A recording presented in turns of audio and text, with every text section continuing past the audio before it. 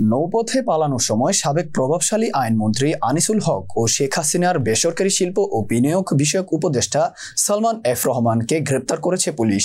মঙ্গলবার গোপন তথ্যের ভিত্তিতে রাজধানীর সদরঘাট এলাকা থেকে তাদের গ্রেপ্তার করা হয়।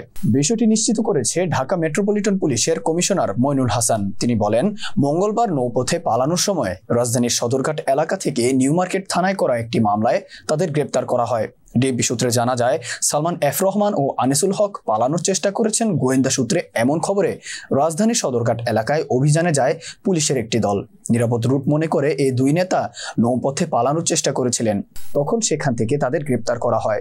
কোটা সংস্কারের দাবিতে বৈষম্য বিরোধী ছাত্র আন্দোলনের কর্মসূচি চলাকালে 16 জুলাই ঢাকা কলেজের সামনে সংঘর্ষে দুজন নিহত হন, একজন ছাত্র ও একজন হকার। এই ঘটনায় নিউ মার্কেট থানায় দুটি হত্যা মামলা হয়েছে। এসব হত্যার ঘটনায় ইন্ধনদাতা হিসেবে এই দুজনকে গ্রেপ্তার করা হয়েছে। আইনজীবী আনিসুল হক 2014 সালে ব্রাহ্মণবাড়িয়া 4, আখাউড়া ও কসবা থেকে নির্বাচন করে আওয়ামী লীগের সংসদ সদস্য নির্বাচিত হন।